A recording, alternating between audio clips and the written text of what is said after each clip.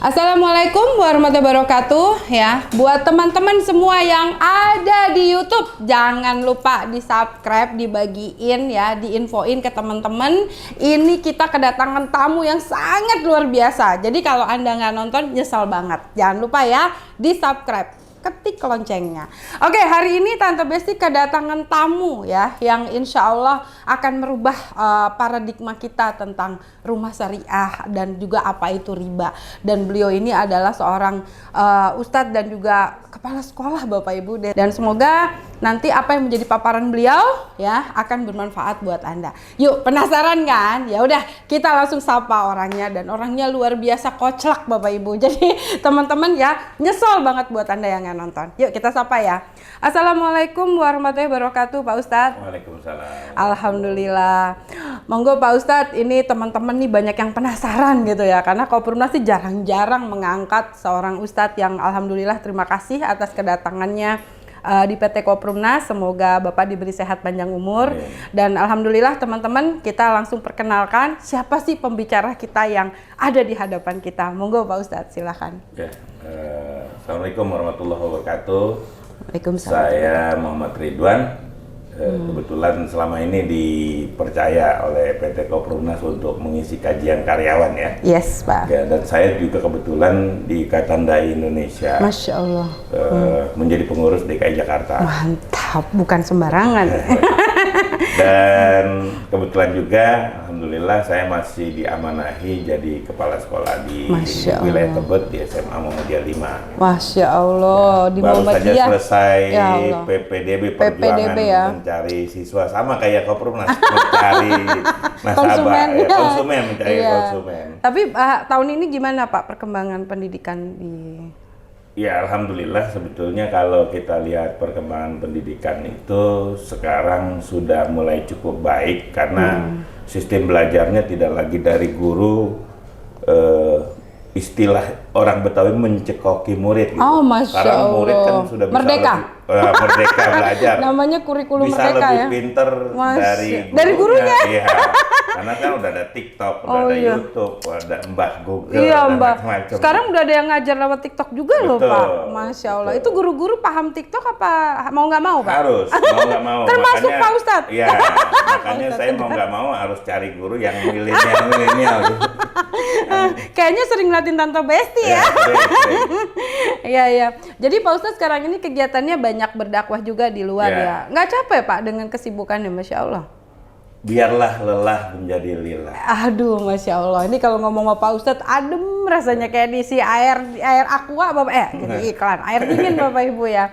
Pak, kira-kira Bapak mengenal Koprumnas ini sudah berapa lama dan apa yang Bapak lihat dari PT Koprumnas ini Pak? Monggo. Ya, saya mengenal PT Koprumnas sudah cukup lama. Sejak membangun rumah, kalau saya tidak salah ya. Iya. Yang pertama di wilayah Jonggol. Iya, betul. Itu ada beberapa murid ngaji saya yang sampai hari ini masih tinggal di sana. Bahkan ada yang sudah buka warung. Masya Allah. Ya. Luar Dari mulai biasa. tidak punya anak, sekarang sudah punya tambah anak. lagi anaknya. Bahkan kemarin baru punya anak satu. Kemarin istrinya sempat hamil untuk yang kedua. Masya Allah, luar biasa ya. Jadi apa yang Bapak lihat perkembangannya mengenai Koprumnas sampai hari ini? Saya lihat cukup luar biasa. Kenapa? Mungkin ini keberkahan dari amin, ya Allah. Niat PT Koprumnas yang ingin membantu warga masyarakat yang kesulitan untuk kredit rumah, kesulitan untuk memiliki rumah, ya, dipermudah dengan cara-cara Koprumnas itu mengajak, memberikan penyadaran kepada masyarakat bahwasanya memiliki rumah itu sebetulnya nggak susah. Masya ya. Allah. Dan PT Koprumnas itu saya lihat cuma punya syarat yang sangat mudah ya. Apa syaratnya? KTP dan KTP dan napas. KTP dan napas. Selama orang itu masih bernapas ya, selama orang itu masih punya KTP, berarti dia masih punya kesempatan untuk bisa punya rumah. Masya Allah, itu katanya ada ya Pak ayatnya di Al-Quran? Ada. Gimana ada. Pak itu isinya? Di dalam Al-Quran Allah Subhanahu Wa Taala menyampaikan di dalam surat Al-Mulk, "Walladzi khalaqal mauta wal hayata liyabluwakum ayyukum ahsanu amala." Masya Allah. Apa itu, Dialah Pak? Allah yang menciptakan kematian dan kehidupan untuk memperlombakan siapa di antara kalian yang paling bagus amalnya. Nah, dari satu sisi ini PT Koperumnas diuji kebaikan Masya Allah. amalnya, Masya menolong Allah. orang-orang yang tadinya nggak punya rumah, ya, memanfaatkan hidup yang Allah berikan ini bukan hanya sekedar untuk bekerja, ya, bekerja, bikin sebuah perusahaan, tapi menolong orang supaya memiliki amal yang terbaik. Mungkin ini jadi amal Masya terbaik Allah. buat PT Koperumnas. Amin, amin ya robbal alamin. Mantep banget ya. Itu ada ya Pak di Ya, dan Al-Quran kata ya. Imam Ghazali juga, orang itu masih punya nilai kalau masih bernapas. Masya Ya, Allah. jadi kalau PT Koperumnas bilang orang itu masih punya kesempatan untuk bisa punya rumah kalau masih ada napasnya. Jadi kalau yang nggak ada napasnya walaupun punya KTP nggak bisa ya Pak? Naginya repot naginya. Naginya di akhirat. Pak, sebetulnya kita ini kan Koperumnas ini kan juga Bapak tahu kita punya misi dan visi gitu ya, bahwa salah satu visi kita itu misi kita adalah jauhi riba, perbanyak sodako. Ya. Nah, sebenarnya bahayanya riba tuh di masyarakat nih apa sih pandangannya Pak Ustadz? Ya, Silakan. sebetulnya kalau kita melihat literatur di dalam Islam itu serem kalau saya bacakan ya apa yang saya dapat dari Masya Allah. fikih lengkap ya yang ditulis oleh Dr. Salih bin Fauzan itu. Pertama nih, Ya. riba itu akan menjadi pemutus kebaikan. Misalkan kita cari uang nih, cari nafkah dengan nafkah yang halal, ya. Tapi tiba-tiba kita pinjam uang di bank, tiba-tiba kita kredit rumah, atau kita meminjamkan uang dengan cara orang meminjam uang sama kita lalu kita bungakan gitu. Itu kan riba juga ya.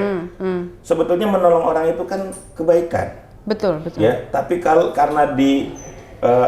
orang yang membayar itu dibungakan, kebaikan itu jadi putus. Ya. Jadi tidak bernilai kebaikan. Iya, gitu betul, kan. betul. Jadi betul. pertama, riba itu menjadi pemutus kebaikan. Betul, Itu betul. yang pertama. Yang kedua, ini serem sebetulnya ya. Tadi dulu Pak, aduh siap-siap horor. Ini hadis riwayat Hakim mengatakan riba itu ada 73 pintu. Masya Allah. Pintu riba yang paling ringan, seperti seorang laki-laki yang berzina dengan ibunya sendiri. Allahumma sholli ala sayyidina Muhammad, ya Allah. Nggak bisa bayangin Pak kalau emak saya dijinahi sama Nah, anaknya makanya, ya. Terus. sepertinya ringan ya masalah riba. Tapi dalam hadis ini disebut yang paling ringan aja seperti seorang anak yang menzinahi Ibu ibunya kandungnya. sendiri. Gitu. Padahal ada 70 Pak. Itu Iya, baru satu tadi. 73, iya. Masya, 73 itu ya? yang paling ringan itu. Masya Allah. Yaitu hadis riwayat Hakim menunjukkan. Terus yang ketiga, dapat ganjaran di alam kubur. Innalillahi. Itu bagi orang yang melakukan riba. Merinding saya. Ya, artinya kan gini, kalau kita minjamkan uang kepada orang, sebetulnya kan orang itu sedang susah. Betul, betul. Iya kan? Betul. Kalau ada orang pengen punya rumah, sebetulnya dia sedang susah. Betul. Lalu Setuju. kita bungakan, akhirnya dipersulit. Benar, Ya, benar. mendapatkan kesulitan-kesulitan baru. Bahkan ada orang yang terjerat hutang gara-gara apa? Gara-gara bunga-bunga itu. Ya, bahkan ya mohon maaf nih agak melenceng sedikit ya. Gaya hidup orang sekarang kan senangnya pakai kredit card gitu Iya, ya. betul. Kayaknya bangga banget tuh kalau pakai Sebetulnya black card. itu kartu utang loh. Iya, Kartu betul. utang loh, gitu Betul, ya. betul, Dan betul. ada orang yang ketika dia pakai kredit card, dia hanya bisa bayar bunganya saja. Benar. Karena kadang-kadang diajarinnya begitu Pak Ustadz, bayar tapi bunga. seolah-olah itu kan menolong, padahal nggak mencekik. Oh. Membunuh pelan-pelan kan Tapi gitu. kalau orang yang beli rumah kan dia dapat rumah duluan. Apakah itu juga tidak menolong Pak Ustadz? Ya, di satu sisi kelihatannya seperti itu, sama seperti orang meminjamkan Uang. kredit card. Oh, iya. Mau belanja ya punya kredit card, Tinggal belanja apa aja gesek. silakan. Iya. Udah kayak orang kaya kan. Padahal bukan. Udah orang yang sedang berutang gitu ya. Apa belanja apa aja nggak pakai mikir. Tapi habis itu mikir dia kan. Iya, Karena bayarnya utangnya semakin hari semakin banyak. Sama seperti orang yang dia tidak memiliki kemampuan, lalu dia diberi hutang misalkan oleh bank, oleh segala Kayak macam. minuman keras nggak sih rasanya enak Ya, gitu. iya. Tapi maboknya belakangan. Pak, cuman gini ya Pak, Bapak sebagai seorang pendidik nih Pak, itu kan harusnya sebetulnya gini, kalau misalnya kayak di Muhammadiyah atau di mana, kalau dari kecil nih Pak, seorang anak, ini saya dulu bicara sebagai seorang anak, saya cuma diajarin orang tua saya jangan makan daging mbak, jangan kamu nanti judi, jangan kamu minuman keras itu berdosa. Kenapa pelajaran riba atau bahayanya kok nggak dipahamkan dari kecil? Saya rasa kalau dari pendidikan sekolah udah kita pahamkan Pak, yakin Pak itu tutup itu. Sebetulnya di dalam pembelajaran agama Islam di seluruh jenjang itu ada pelajaran wa halallahu bai'a wa harrama riba, ya, dan Allah halalkan jual beli dan mengharamkan riba, itu ada ayatnya dan juga disampaikan di sekolah gitu. Disampaikan di sekolah. Cuma permasalahannya nih bicara soal bank ya. Bicara soal bank. Dunia ini seperti sudah terpenjara oleh yang namanya bank. Orang kepengen punya motor, KPR, orang kepengen punya macem-macem ya. Mau tidak mau orang yang susah diiming-imingi dengan berbagai iklan, promosi, ya akhirnya dia ikut gitu. Dengan kemudahan-kemudahan yang ditawarkan. Namun pada akhirnya ya di belakangnya ada kesulitan yang menjerat gitu.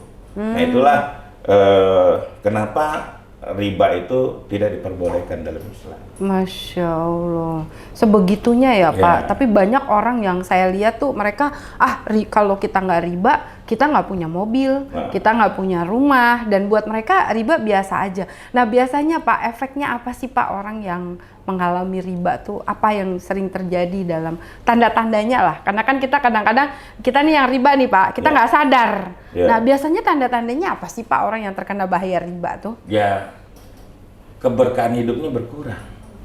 Bahkan bisa jadi putus keberkahan hidup, karena yang namanya melakukan apa yang dilarang oleh Allah, ya, itu pasti akan punya efek negatif dalam diri kita. Contohnya apa? Dalam rumah tangga mungkin? Ya, dalam rumah tangga.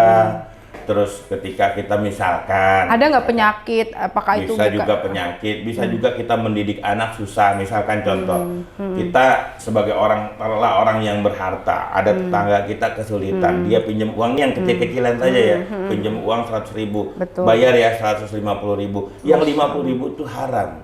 Termasuk ketika dikembalikan 150.000 itu jadi haram. Awalnya halal kan? 100.000 uang saya dipinjam oleh tetangga saya kasih 100.000, dia kembalikan 150.000. Betul. Begitu dia kembali 150.000, yang 100.000 yang awalnya halal menjadi haram. Nah, ketika dimakan oleh anak istri saya, itu akan berimbas. Anak susah dididik, istri mungkin rumah tangga akan tidak damai. Saya nih korban Pak, rumah saya ditarik bank, rumah tangga saya juga jadi nggak enak. Tapi bener apa yang dibilang Pak Ustadz tadi, bener banget teman-teman. Saya Pak korban salah satunya. Jadi kenapa saya nggak mau lagi dalam riba?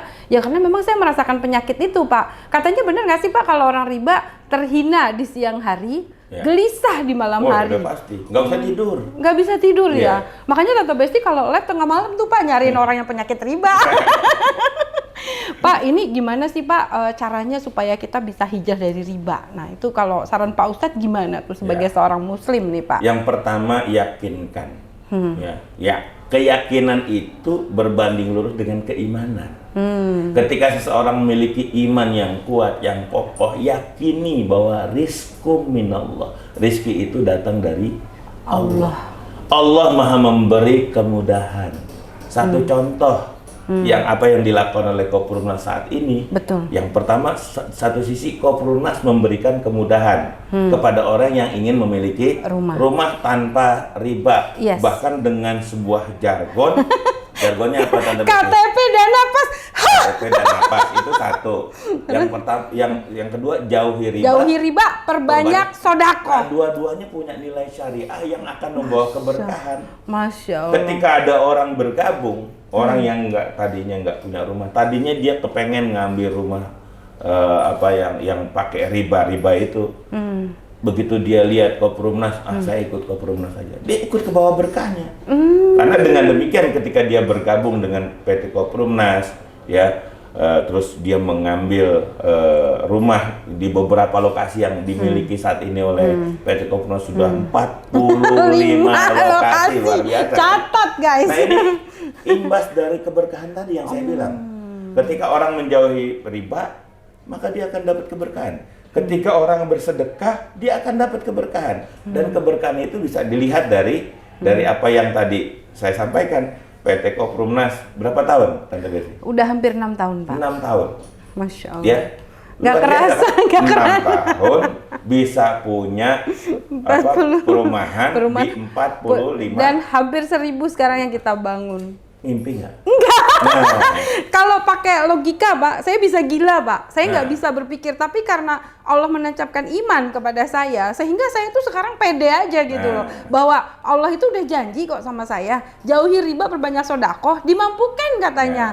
Alhamdulillah ya Bapak Ibu, kami mendapatkan sosok seorang Pak Ustadz Ridwan yang beliau tuh memang sejalan ya sama apa yang kami lakukan. Jadi saya nggak tahu kenapa ya Pak Ustadz, kalau saya tuh ngaji sama Pak Ustadz kayaknya makin hari itu bukan makin lemah, jadi makin karena tantangannya kan banyak ya gitu ya, apalagi dalam menghadapi era yang sekarang ini ya, semoga kita diistiqomahkan ya. Amin. Oke teman-teman, alhamdulillah ya kita sudah sampai di penghujung acara. Saya juga mengucapkan banyak terima kasih dan jangan lupa ya dibagiin, di share karena ini adalah dakwah kita bersama. Jempolnya saya pinjam dan jangan lupa nanti di tag ke Pak Ustadz juga supaya Pak Ustadz kita makin dikenal ya, karena ini buat saya sesuatu yang apa ya, yang harus kita dakwahkan semuanya.